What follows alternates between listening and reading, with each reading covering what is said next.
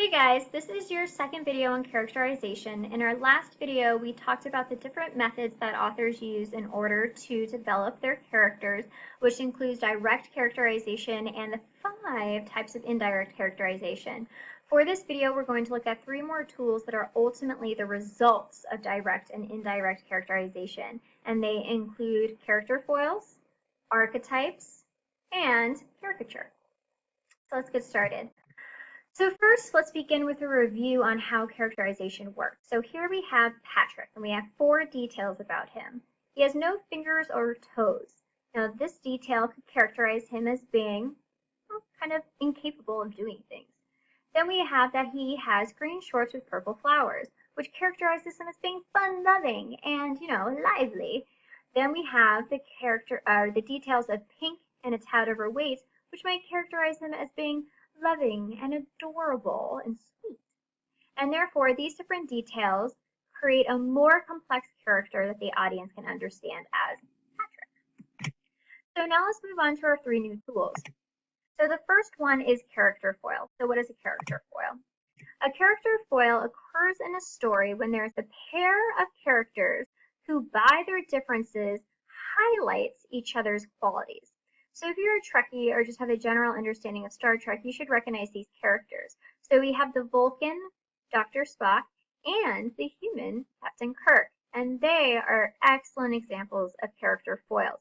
Dr. Spock is reserved and introverted and logical and doesn't express a lot of emotion, while his character foil, Captain Kirk, is very outgoing and is ruled by his emotions, oftentimes following his gut, and he's very extroverted, very chatty, especially with the ladies. And therefore, we have these character foils. Now, why would an author create character foils?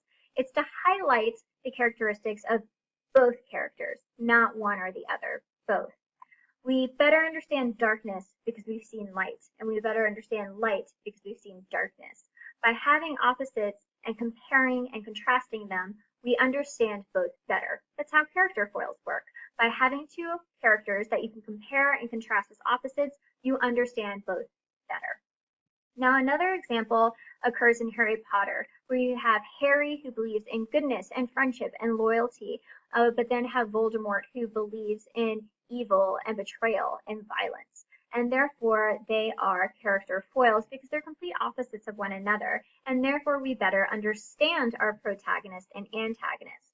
Now, in stories where you have a protagonist who is purely good and an antagonist that's purely evil, you likely have character foils. But do remember that that is not always the case. Sometimes character foils can both be good guys, such as in this case, these are both good guys in the series, but they are character foils. In this movie, we have a good guy and a bad guy, and their character foils. Now, a really quick detour, I want to talk about literary mirrors, just for the sole reason that sometimes students misidentify characters as being character foils, but they're not. They're actually literary mirrors. So let's take a look at the Hunger Games. So here we have Katniss, who's kind of rough around the edges and determined and does what has to be done. And we have Peeta, who's a little more soft-hearted and sweet and kind. And they definitely have differences, but they're not character foils. They both ultimately have common goals. They both believe in good, and they both want to do the right thing. And therefore, it's a very important similarity that doesn't allow them to be character foils. But what it does allow them to be is literary mirrors. And this is because both of these characters interact with the same exact plot line. They're both experiencing the Hunger Games, which means that they encounter the same obstacles and have to deal with the same conflicts. But due to their personality differences, they interact with that plot line in a different way. Therefore, in summary, a literary mirror are characters who are ultimately at the core the same, but have differences in their personalities. And these differences in their personalities have them interact with the same plot line in different ways. Why does this happen? Well, it helps the audience better understand that plot line because it's being developed in a more complex manner. So a really exciting example of a current literary mirror was seen in The Force Awakens, our new Star Wars movie. So here we have Rey and Kylo Ren, who currently are literary mirrors. While they do have very different personalities, which is kind of symbolized through their clothing, Rey ultimately believes in good and generosity, and Kylo Ren is ultimately selfish and does things for his own gain. They do have some similarities. They both feel very lost in the world. They don't know what they're doing. They have trouble making decisions. They spend a lot of time running away. And therefore, there are similarities there that connect their characters and don't really make them character foils quite yet. And also the plot line. It's implied that in the second movie, both of them are going to go from this first movie where they're unsure to the second movie where they're going to undergo training. Rey's going to train with Luke Skywalker, and Kylo Ren's going to train with the big evil guy whose name I can't remember right now. Therefore, they're following similar plot lines, but interacting with that plot line in different ways because of their personality differences. I do think it's safe to say that as we continue through the movies, Rey is going to become more of a force of purely good, and Kylo Ren's going to become more of a force of purely evil, and therefore by the third movie, if not earlier, they will be character foils. Not quite yet. So let's move on to our next term. We have our archetype. Now, an archetype just doesn't have to refer to a character. An archetype can refer to characters, settings, plot devices, themes, and so forth. I think this poster does a really great job of summing up what an archetype is. It says, once upon a time, there was a lonely orphan. And it gives us this array of orphans ranging from like Mowgli to Luke Skywalker to Harry Potter to Simba. And these orphans were friends with two social outcasts, ranging from C-3PO and R2-D2 to Ron and Hermione. And the trio, all three of them, lived happily ever after until the evil villain came in and messed things up and tried to take over their homes. But thankfully, the hero defeats the villain through some source of their power that has existed in their lives for a very long time.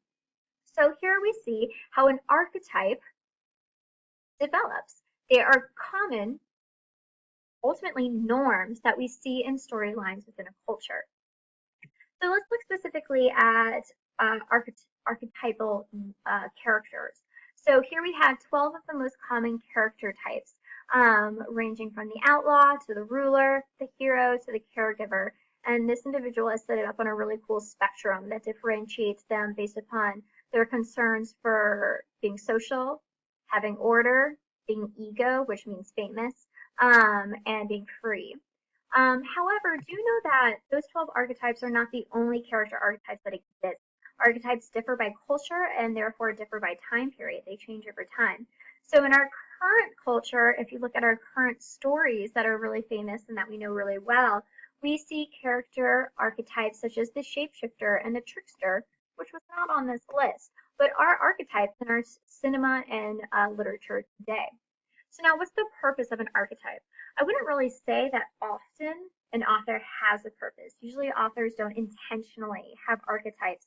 Sometimes they might even want to avoid it because it could be seen as cliche. But I believe that archetypes are a result of essentially the fact that people are very similar. When you write, you use your background and your experiences with a great dose of imagination to create your story. And they're within the same culture. When people have common experiences, they develop common storylines. And that's how archetypes develop. Now, why do archetypes matter then if there's something that just kind of happens? Well, they're great in analyzing storylines. If you know the different types of archetypes, it allows you to identify them when you see them in stories. But also, if you see a break from an archetype, that's a great thing to analyze. If you have the story that's following all the different archetypes, but then you have a curveball from left field, all of a sudden you have something very interesting, and you can analyze why the author breaks from the common archetypes that he or she had already been using. So that's archetypes for you. Now let's move on to our last term, which is caricature. Now this image shows caricature as we probably already understand it, which is a picture that emphasizes facial features and other physical features. So for instance, here I really like Princess Leia. The caricature is exaggerating her eyes. And therefore, what is the purpose of that? Well, it makes her look more sad and innocent and like the damsel in distress that she is in the first movie. Similarly with Chewie, we have this big slobbering mouth, which exaggerates the fact that he's kind of like rough and tumbly and just a ragamuffin. And therefore, caricature is the emphasis of a physical or personality trait. So in a caricature, certain features or mannerisms are magnified for satirical effect. Now, the satirical effect is a concept that we haven't dealt with a lot, but essentially what this means is that caricature emphasizes certain aspects in order to be funny, like here, or to ridicule, such as an animal farm. So an animal farm, if you remember learning about it, it is in fact an allegory where it uses the animals to ridicule the Russian government that was in power during the publication of the novel. Therefore, the characters are characterized by exhibiting extreme behavioral characteristics where they're extremely hard workers, are extremely greedy, are extremely manipulative, are extremely blindly devoted. And therefore, by characterizing the characters as having these in abundance, um, it ultimately ridicules the Russian government of that time period. So let's take a look at this last line of the novel Animal Farm. It reads, 12 voices were shouting in anger, and they were all alike. No question now what had happened to the faces of the pigs. The creatures outside looked from pig to man, and from man to pig, and from pig to man again, till already it was impossible to say which was which. So at the end of the book, essentially what the author is saying is that man and pig has become one and the same. And this is exaggerating. It is emphasizing these negative characteristics of these government officials by saying that they're essentially pigs. And therefore, it's a caricature that's exaggerating certain aspects of their personalities and their actions in order to ridicule the things that the author doesn't like about them. And that's how caricature works.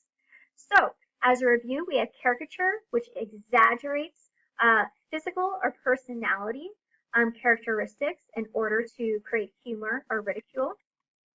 We have archetypes, which are reoccurring characters, settings, plot devices, themes that we see in stories due to cultural norms. And then we have character foils, in which you have two opposite characters that exist in the same story to emphasize both of their characters. And then we also have literary mirrors, which are similar, but the two characters aren't exactly opposite. They have some similarities and some significant differences, and therefore interact with the same plot line in different ways, creating a more complex story. Well, I hope that helps you better understand characterization. Good luck on your assessment.